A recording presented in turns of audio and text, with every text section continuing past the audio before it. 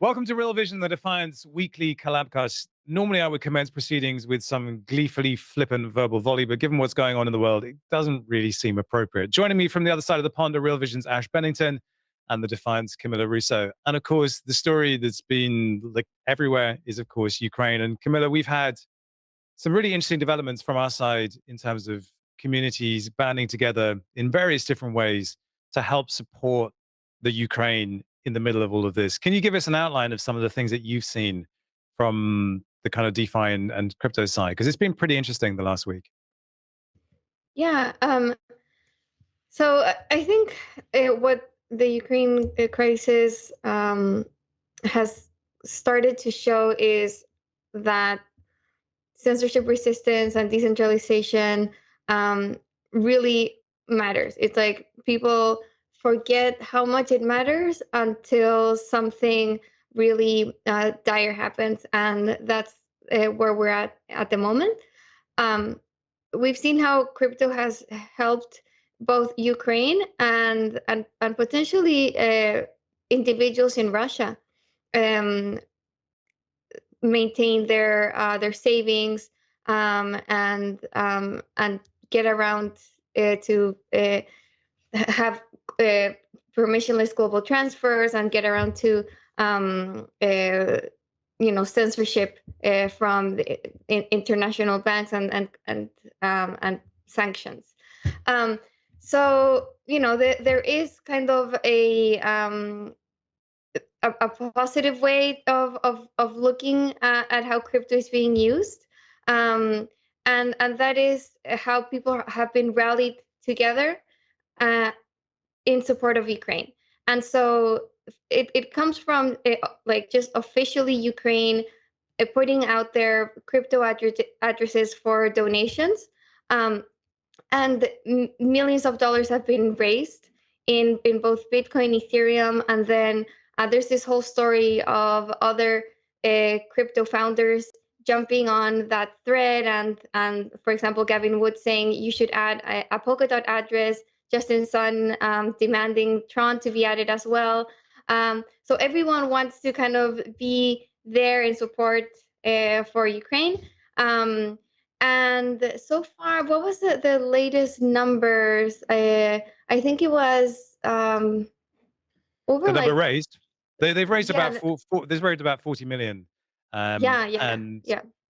what's interesting here is that there've been various different mechanisms that have been set up. There've been various DAOs. So there's the Ukraine DAO that Pussy Riot set up. They sold an NFT, one of an NFT, and it actually finished today. I was tracking it as it happened. The bid for it, the final bid was 2,173 ETH, which is around $6.3 million for a one of one. So they raised that. Unchained Fund is another one. Actually, one of the multi-syncs on the account is actually someone I used to work with at Harmony, Nick Vasilic. I was sort of surprised to see his name on there. It brings it home when it's real like that. These are people you've worked with, and suddenly they're in this situation. They're raising money.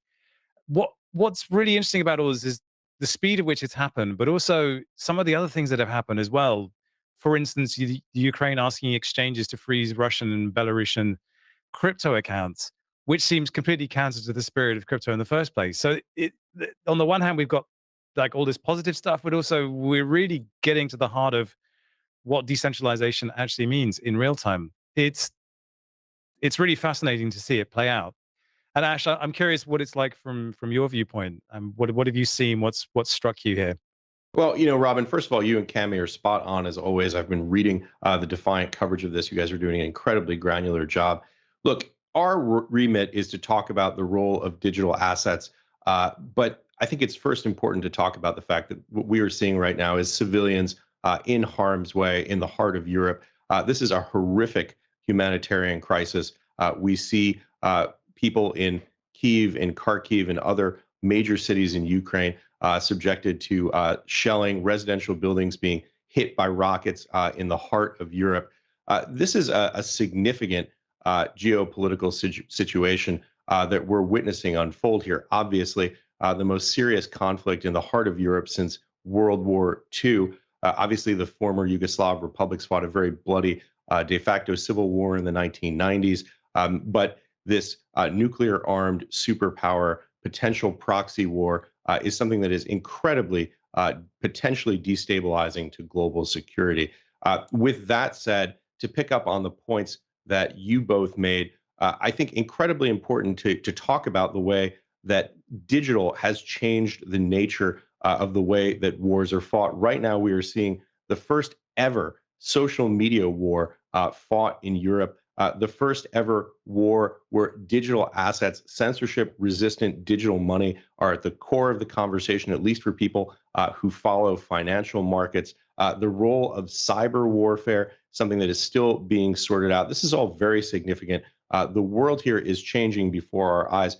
One final point would be to talk about particularly Bitcoin. Bitcoin rallying from about $38,000 to $44,000. This is significant because it is the first time we've seen this reversal of this trend where there's the correlation trade, the joke in financial markets being that correlations go to one, everything trades risk on or risk off. Not so. What we are seeing now, in fact, is Bitcoin rallying on increased geopolitical risk. This is what Bitcoiners in particular have been talking about for many years. The idea that off the grid digital assets would actually increase in value when there was risk to the global financial system. We're seeing that play out in real time here, Robin. Yeah, Elizabeth Warren uh, said cryptocurrencies risk undermining sanctions against Russia, allowing Putin and his cronies to evade economic pain. US financial regulators need to take this threat seriously and increase their scrutiny of digital assets. In the last show, we talked about specifically how very, very sophisticated the tools for analyzing blockchains and illicit so called transactions are these days. I think Elizabeth Warren is kind of missing the point here. She's seeking to demonize cryptocurrencies without really understanding either the nature of the sanctions themselves or the nature of the blockchain, that you cannot simply just flood the market with your assets you're trying to offload and nobody notice. It's just not the way it works. So I'm really curious what she's after here, what she's trying to say, because it ends up with her looking kind of foolish, to be honest. Cami, you had your hand up. Yeah, I just wanted to point out Ash's point previously about Bitcoin rallying. I thought it was especially interesting that Bitcoin was rallying even more in Ukrainian and Russian local exchanges. So there is a premium that is spreading in the Ukrainian local currency and in rubles in the Bitcoin price in Russia and Ukrainian exchanges locally, because there's an increased demand from Ukrainians and Russians to buy Bitcoin to protect their savings. I mean, we've seen how the ruble has massively depreciated in the past couple of days, and that is affecting everyday people in Russia. Who, I mean, we shouldn't demonize everyday Russians who have no real kind of part in this conflict and who are being affected by it. Probably, more than most. So Bitcoin is a way out for them, and that's reflecting in local exchanges. And so are people in Ukraine going to Bitcoin to protect their savings, and that's reflecting in that spread. And that's why Elizabeth Warren's statement is so foolish, because it's, sure, like maybe Russia can use crypto to avoid sanctions, but that's extremely unlikely, um, because it's not like Russia will go through some like peer-to-peer exchange if it wanted to avoid sanctions. Like it would have to go through like a major OTC desk or a major centralized exchange to do that. And those centralized places, they can enforce sanctions. So it's like it's very unlikely that Russia can effectively actually use crypto to avoid sanctions. But the people who can use crypto effectively to protect their savings are everyday Russians on the street. And so why would Elizabeth Warren want to like go against them? That's exactly what crypto is being used for now, and why it's so important and revolutionary. It just gives people power over their money. So I think one of the arguments was that Russia would get around SWIFT by using some kind of cross-border payment system, and then everyone says, "Oh, well, of course you mean Ripple." Right. That's gonna That's work. never gonna happen. So if you look at Yeah. everything that Russia attempts to do to control its own narrative, to control everything that's going on, like a decentralized system is literally the last thing that they want. It's literally the last thing that they would ever want. So it just seems so illogical. Yeah. Um, as digital assets, that's good for them, but like decentralized networks, not so good for them. So whatever Russia ends up using instead of Swift, it definitely won't be crypto. Robin, if I could jump in, Cami makes some excellent points as always. Just to put a little bit of color and context around the premium. So right now, Bitcoin, according to reporting by CoinDesk, is trading at a 6% premium against the Ukrainian hryvnia. This is UAH is the currency code for this. Obviously, these are things that most of us are just learning about for the first time who don't follow Eastern European currency markets. The premium, that 6% premium that's been cited as being is being seen on Whitebit. This is the most popular cryptocurrency exchange in Russia and also used by a fair number of Ukrainian users as well. To get back to the Elizabeth Warren point, obviously individual politicians, particularly folks who are not in the weeds with what's happening in crypto, occasionally make statements that are, let's just say, a little bit of a mismatch with reality in certain cases. But not to pick on any one individual in particular, I think the broader point here, Robin, is what I was alluding to at the top of the show, which is that we are seeing this sort of enormous regime shift in the way that we think about these core issues, the nature of the money supply, sovereignty. These are some really significant changes that are happening, and it's very difficult for folks who are embedded in a legacy system to understand precisely what is going on here. So this is an intergenerational challenge, I think, as we make these shifts from things like Swift to digital assets.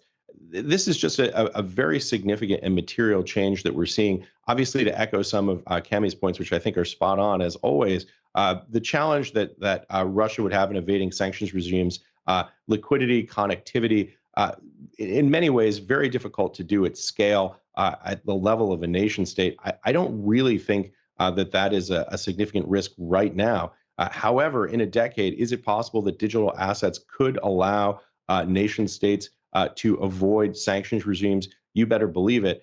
So it is something that I'm sure folks in Washington, D.C., in policy circles, in the Pentagon, at the Department of Treasury, are thinking about right now. Yeah, they often raise the specter of Iran's supposed Bitcoin mining facilities that are enabling them to get around sanctions. That's definitely a story I would love to cover at some point because I think it's genuinely really interesting. And you made the point that we're seeing these brand new money supply paradigms coming through. And one of the strangest things that I saw this morning, I woke up to the news that the official Ukrainian Twitter account was announcing an airdrop. What? I mean, they've been talking up a big game in terms of receiving donations in ETH and BTC, but this is such a crypto thing to do. So the text is this: airdrop confirmed. Snapshot will be taken tomorrow, March the 3rd at 6 p.m. Kiev time. Follows subsequent news regarding Ukraine's crypto donation campaign at Fedorov Mikhailo. Cami, can you first just explain what airdrops are and why they're such big things and why this is such a strange thing for the It's so Ukraine to bizarre. announce? It's so bizarre. Yeah, so airdrops, I think, became popular with Uniswap in, when was it? 2020, end of 2020. Yes. Um, yeah, so Uniswap airdropped the Uni token to everyone who had interacted with the Uniswap DEX, decentralized exchange. So it was like a retroactive airdrop rewarding those who had participated in the protocol. From then on, this has been very common in, I think, most DeFi and Web3 protocols. The way to launch a token is to give it away for free for the communities that have already been engaged in their platform. Um, and so you take a snapshot. It's like a, yeah, like a picture of the blockchain at a certain time to record all the addresses that are receiving an airdrop, to have like a cutoff time. So all these terms are just like very, very crypto native, like airdrop, snapshot. And for like an official like Twitter of a country to be using these terms, it's very it's very weird. So yeah, that was the news, that I mean, if you kind of take the way that crypto has been doing this as a model, I guess like everyone who has donated to Ukraine uh, would be part of this snapshot and then receive a retroactive airdrop of I don't know what, to reward them for donating. That's kind of what I can deduce from that tweet, though it doesn't give you know any details as to like what it's being airdropped or to whom, and like what the snapshot is for, etc. But you can kind of assume that's what it's about.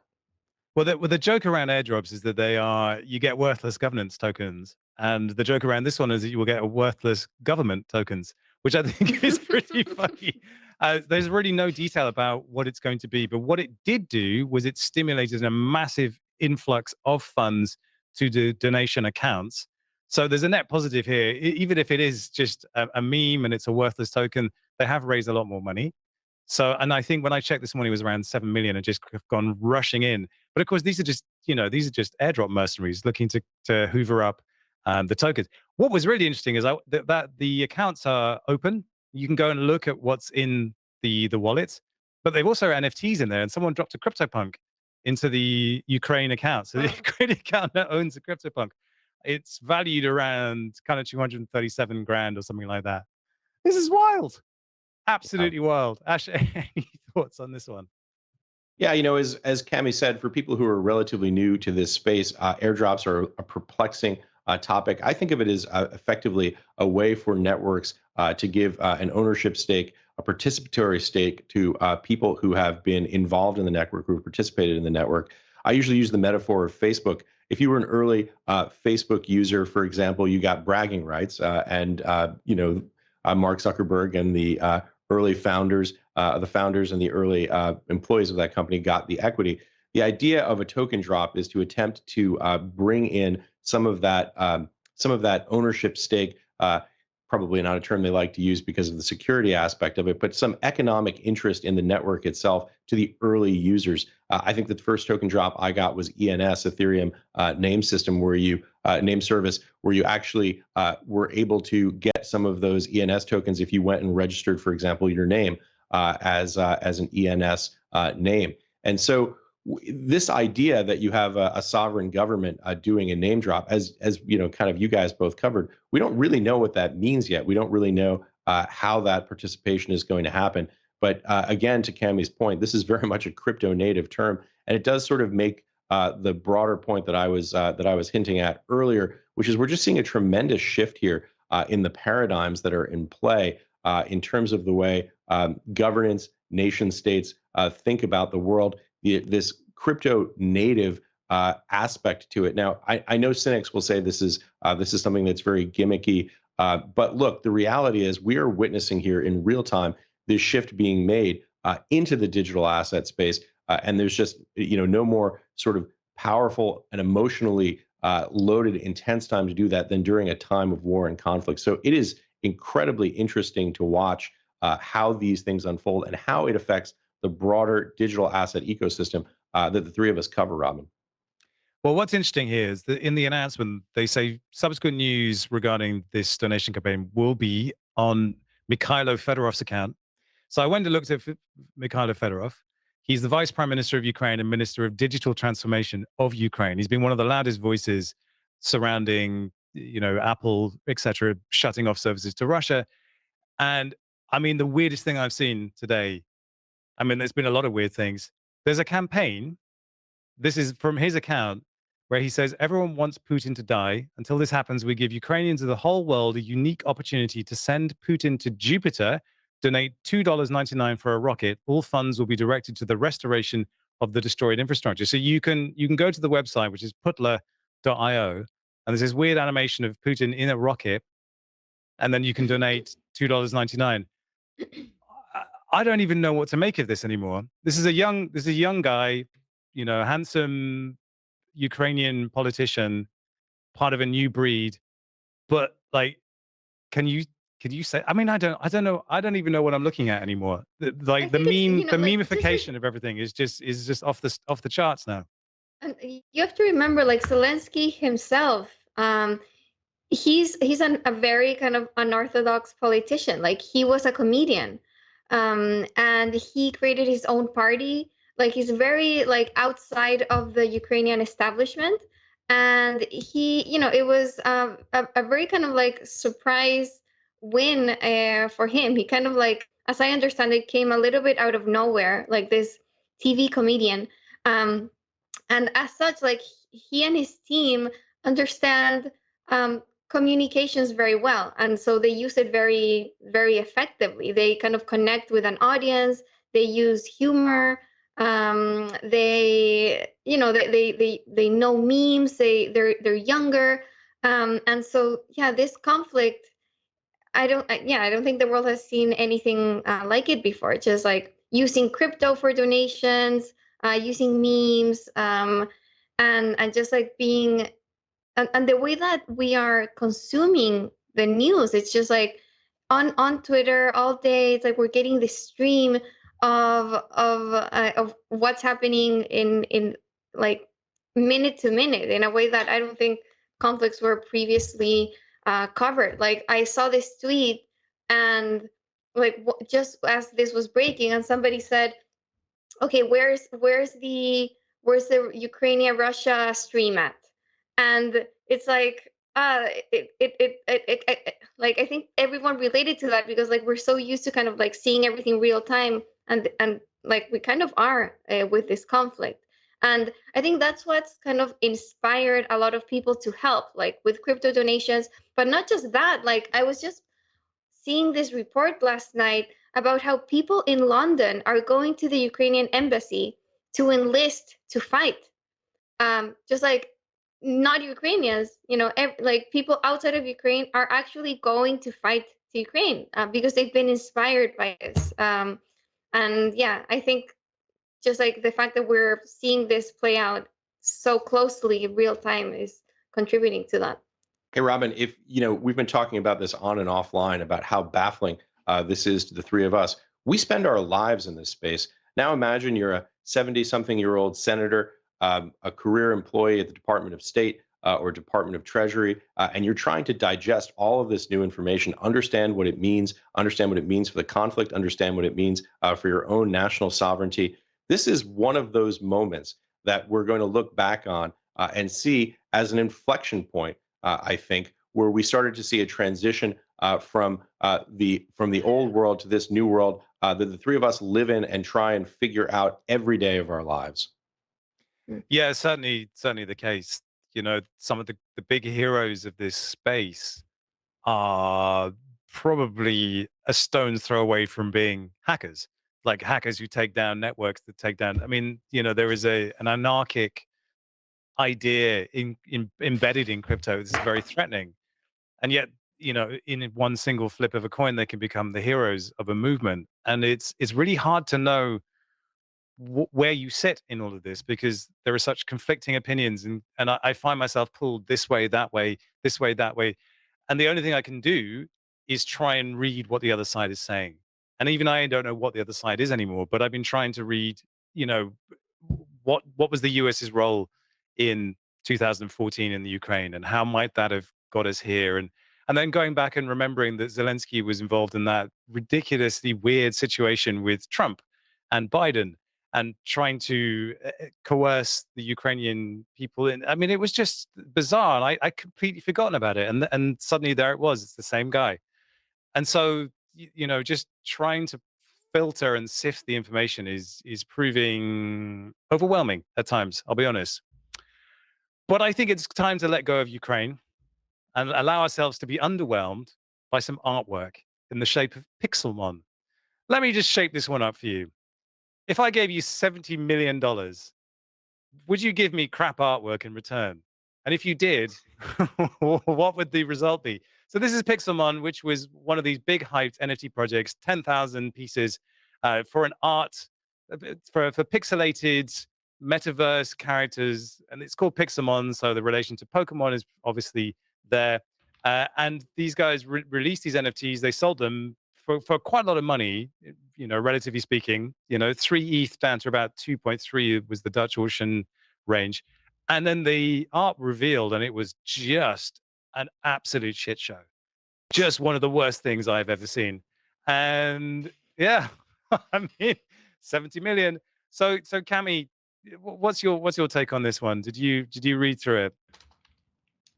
I did. Like I was just cracking up at seeing these NFTs pop up on my Twitter feed. I couldn't believe, that this happened. That people paid $70 million for this, and this is what they get in return. So a bit more context. There was a Dutch auction, which means the auction starts at a high price at 3 ETH, and then it starts going down with time. Dutch auctions are meant to, if there's a lot of appetite for something, you kind of get as much money as you can. Rather than having a flat price. If you start out with a higher price, and you just capture all of the demand that's in the market for a project with a Dutch auction. So that's what they use, and with this they were able to raise 70 million, and NFTs were revealed after the purchase. So imagine like just spending a bunch of money and then getting something that it just like, it's hilarious how bad it is. Like, people listening, just like go and like Google Pixelmon, and just to get a laugh in this, in just this serious situation that we're living in. Pixelmon is like just like a breath of like fresh air, I guess. But I don't know. To me, it's like we've been seeing kind of like red flags in the NFT space, like so many scammers, so many kind of just like projects that aren't going anywhere, cash grabs, and Pixelmon is being accused of being just that, just a cash grab. Of course, the founder says they apologize. It said it was unacceptable, and that they are using the money raised to produce an actual kind of better version of this, and a real game that people will be able to participate in. And so who knows, like, the jury's still out. Maybe they do deliver, but what they've delivered so far is just hilarious. It's beyond kind of underwhelming. I think though, like, this has potential to become like a cult classic. It's like, oh, I own one of the like botched Pixelmon NFTs because they're just like so unbelievably ugly. But yeah, I don't know. I think it's a sign of where we're at with NFTs, which we've talked about before. How they've been kind of late uh, to fall along with the rest of crypto. Like, crypto had a massive crash, now it's rebounding. But NFTs kind of like held up relatively well during the crash, and so I don't know. It seems like we still haven't seen an NFT market bust, and so we're still seeing examples like these of like projects that haven't even revealed the art yet, being able to raise 70 million. To me, it's a little bit it's incredible that there's still this kind of hype in the market. Ash, Did you see these eyesores? I did, Robin. I think Cami may be right. It may be sort of a cult thing, like a really campy horror film, where you can see the director like dumping the blood from the top of the shot.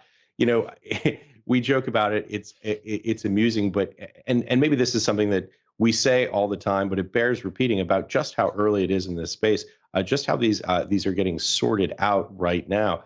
Look, without regard to any particular project, I think it's probably reasonable to say that some of these projects are going to go to zero or near zero. Some of them could be breakout successes. Very hard to pick which are which at this early stage of the game.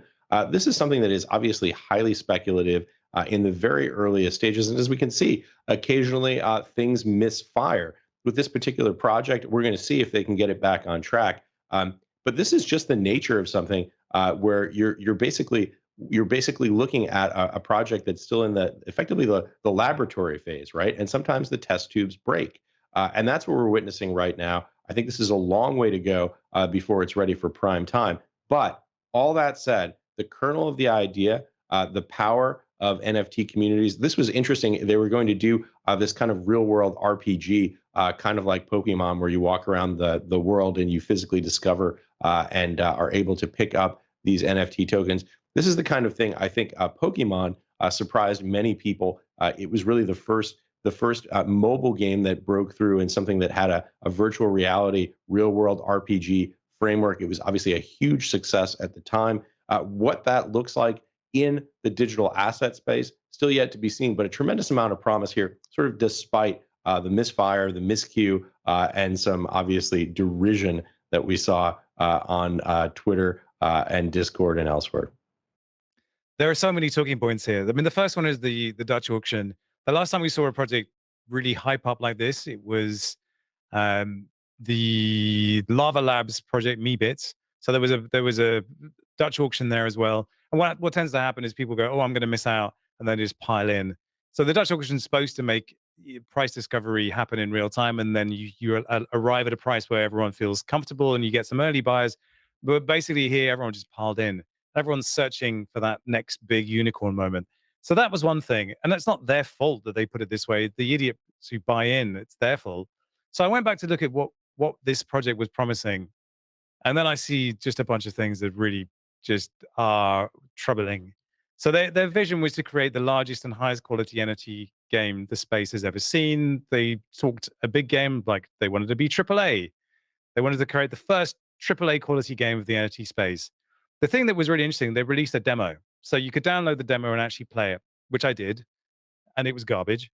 And it just brought home something that I've been exposed to recently a great deal, which is that there is a massive disconnect between the faith and belief that this space has about its context in the world of games, particularly video games, and where it really is at. We've been spending hours and hours and hours trying to make video inside a game engine, Unreal Engine, being exposed to the vagaries of what it takes to actually do anything in a game engine. And it's really, really, really hard, like really beyond hard.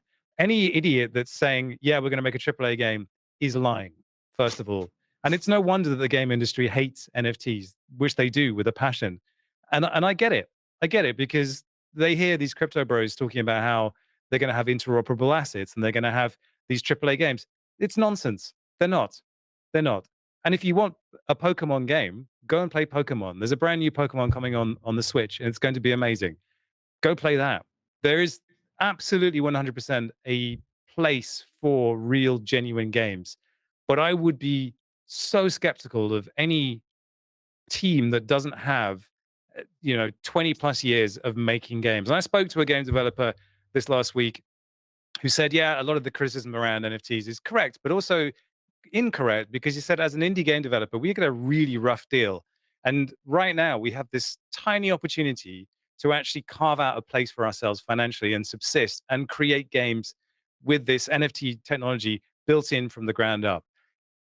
You can go and interrogate teams and ask them the hard questions. But unless they're giving you those kind of answers and telling you exactly why the NFT needs to be there, it's probably not worth bothering with. And so this project, 70 million, I have no faith in it at all. It's garbage, to be honest with you.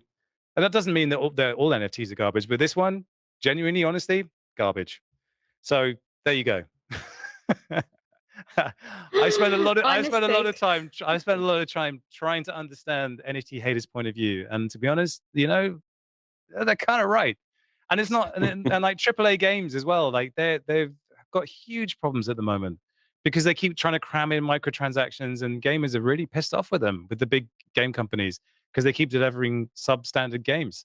So it's a really weird time for the game industry as a whole, and they definitely do not want NFTs. So, long way to go, Yeah. but it's not this anyway. So any last thoughts from both of you before we wrap this up? For me, like the story is obviously Ukraine. It will continue to be Ukraine for a while, I think. And it's just heartbreaking to see what's happening. It's baffling that it's 2022 and we're heading into. I mean, we're in war in Europe. And I think for me the the uh, the only encouraging thing that I see from our kind of where we're sitting and from our coverage is that crypto can actually provide an alternative for those on the ground suffering, losing their savings to depreciating currencies, who are affected by sanctions and by censorship and by problems with their bank. Crypto is actually working. It's actually doing what it's supposed to be doing. So I think that's encouraging, and it just gives me even more optimism about the space that we're in, and I'm glad that we're here kind of covering it and helping more people know about the space and how important censorless and permissionless money is. Well said. Ash. Well, as usual, Cami has said it very well. Top of mind, of course, is the civilians who are in harm's way right now in Ukraine. Obviously, a very difficult time for people who are trapped in this conflict, particularly the civilians who are there, who are being shelled and rocketed. Incredibly difficult time. Number two, I would say, these big picture themes that we're talking about here, when things are very close to you, sometimes it's very difficult to get the big picture as we struggle to ask these questions about what does it mean that the nation of Ukraine is airdropping tokens to people who have donated. These big picture issues, the points that I made before, how we see international relations shifting in the age of social media, the import of cyber war, and of course, digital assets and censorship resistant money in the age of war in Europe. These are huge themes.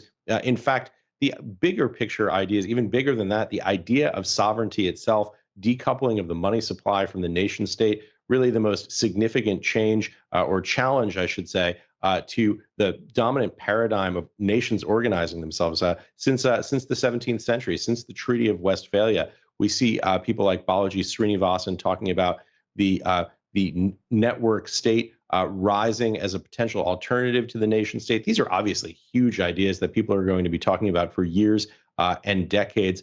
Very big, hard to grasp ideas. We're trying to struggle with them right now in real time, and it's very difficult to get hold on them. But these are conversations we're going to continue to have on Real Vision, I'm sure, on the Defiant. And these are challenges that we're all struggling to understand. Finally, third point, as you might imagine an old markets guy to say, keep your eye on the price action.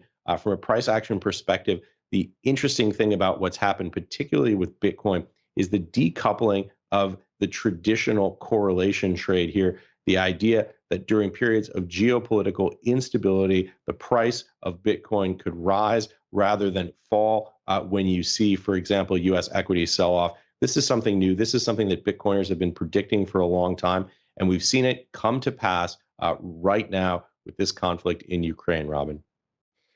So yes, I guess the final thing to say is keep a broad diet of news sources. Try and get your information from more than one place, because I don't think there's any right or wrong answer in any of this stuff. And it's certainly baffling for me to try and encapsulate all of that, all the conflicting ideas, and this constant state of cognitive dissonance. But I think if there's one thing that, as you said, Ash, that there's a human cost to all of this, and we should always put that first. And on that note, we will think of everyone who is suffering this week, wherever you are in the world, whether it's in Syria or in the Ukraine or anywhere else in the world. And we hope you have a much better week in all of this. See you next time.